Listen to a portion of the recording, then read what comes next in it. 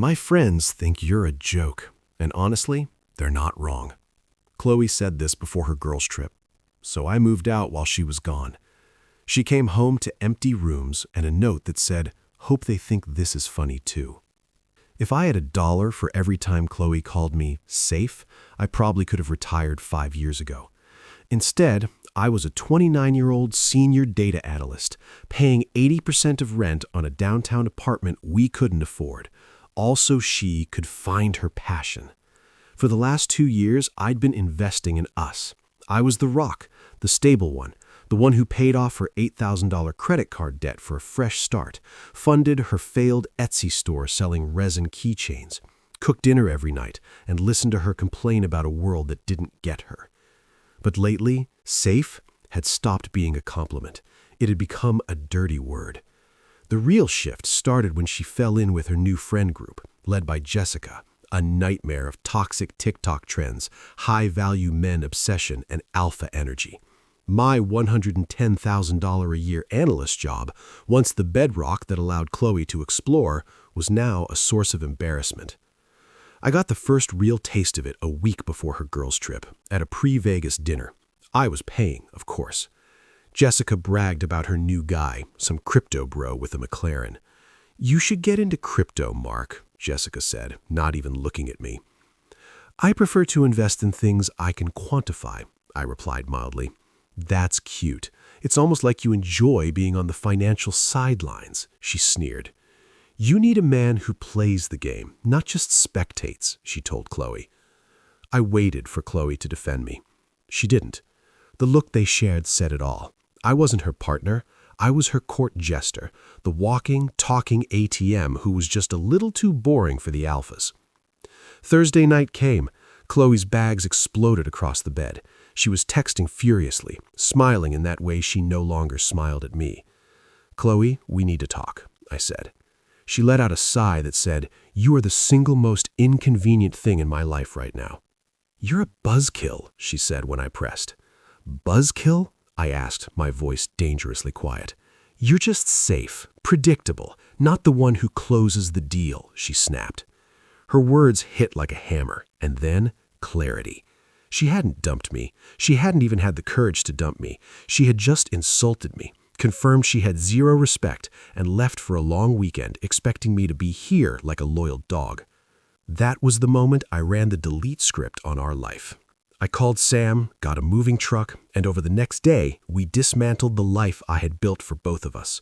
Clothes, books, my PC setup, the bed, the sofa, the TV, the kitchen appliances, all gone. I left her ridiculous oversized mirror, fitting for her ego. I notified the landlord I had moved out, forfeited my security deposit, and sent my half of the lease break penalty. Cheap price for freedom. By the time her plane landed from Vegas, I was in a new apartment, smaller but perfect, feeling the kind of peace I hadn't known in years. I blocked Chloe, Jessica, her whole coven, and slept for 10 hours straight.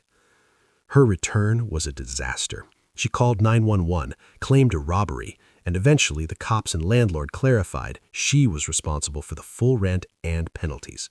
Vegas was a bust. Her high-value friends ghosted her. Sam kept me updated. The voicemails she left were a symphony of panic, rage, and desperation, and I did nothing, blocked them all. 3 months later, my life had transformed. A promotion, a raise, a new apartment, gym routine, sleep, focus, freedom. I met Anna, brilliant, funny, kind, and for the first time, I had a partner, not a project. Months later, at the City Tech Gala, I saw Chloe again.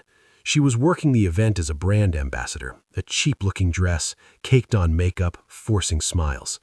She tried to corner me. "Mark, I'm so sorry. I was stupid. I was a child. You were the only real thing I ever had." I didn't respond, not with sympathy, not with apology.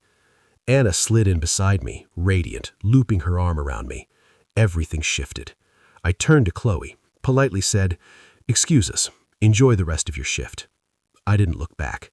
The cool night air hit us as we walked onto the terrace. The MC's voice faded into the background, and suddenly I realized the joke she once called me didn't matter anymore. It wasn't my life. It was hers. I had freedom, respect, love, and clarity. The past was a closed chapter. I had upgraded my life, and Chloe, she was just a reminder that some people will never value what's real until it's gone. And with that, I stepped fully into my future, calm, confident, and finally unshakable. My friends thought I was a joke, and Chloe agreed. That Thursday, she zipped up her carry-on, kissed the air near my cheek, and disappeared for a Vegas weekend. She didn't break up with me. She didn't have the courage. She just confirmed what I already knew. She had no respect for me and expected me to sit there like a loyal dog.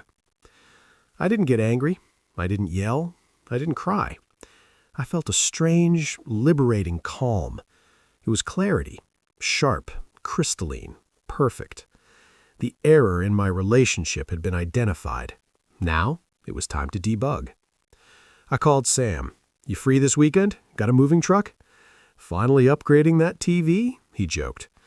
"No, Sam, I'm upgrading my whole life," I said. Friday morning, Sam and two of his strongest friends helped me execute the most meticulous move I've ever done. Clothes, books, my PC setup, the bed, the sofa, the 65-inch TV, all my kitchen appliances, knives, and even the air fryer. Everything that was mine was loaded into the truck. Chloe's things, her half-finished passion projects, her makeup collection, and her ridiculous oversized gold leaf floor mirror remained. It seemed fitting. She could admire herself in it. By 4:30 p.m., the apartment was hollow. I called the landlord and, in a voice calm and factual, gave notice and sent my half of the lease break penalty. I forfeited the security deposit. I walked out, stuck a sticky note on the fridge that read, "Hope they think this is funny too," and locked the door behind me for the last time. I moved into a new, smaller apartment across town with a gym, a balcony, and windows that let in sunlight instead of stale apartment shadows. I blocked Chloe, Jessica, and her toxic clique.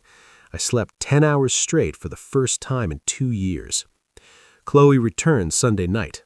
Her Vegas glow had vanished. She called 911, reported a robbery, and faced reality. She was now solely responsible for rent and penalties. Her high-value friends ghosted her. She had nowhere to turn. Sam kept me updated on the voicemails. Panic, rage, desperation, and then heartbreak sobs, all unanswered. And I did nothing. Blocked. Peaceful. The first 3 months were a blur of forward momentum. I leaned into the boring analyst role everyone had mocked. I took on a complex AI modeling project no one else wanted and crushed it. A 20% raise, a promotion, and a seat on the AI strategy team followed. I got in the best shape of my life. I read, I slept, I finally breathed. I was living for myself. And then came Anna. Brilliant, funny, confident, and wickedly charming. She thought my nerdy data jokes were hilarious. She respected me, valued me, and challenged me in ways Chloe never could. She was my partner, not my project. Months later, at the City Tech Gala, we were dressed to the nines. Anna in a stunning deep blue gown, me in a perfectly tailored tux. Laughing, relaxed, alive. I excused myself to grab champagne, and that's when I saw Chloe. She was there, a brand ambassador at the event, in a cheap-looking red dress, makeup caked on, forcing smiles while handing out tiny energy drink samples. Her eyes widened when she saw me. She tried to corner me. "Mark, oh my God, you look... wow." Her voice was frantic, desperate, her usual entitlement flashing. I turned to Anna, smiling warmly, and looped her arm through mine. Chloe was a ghost from another life.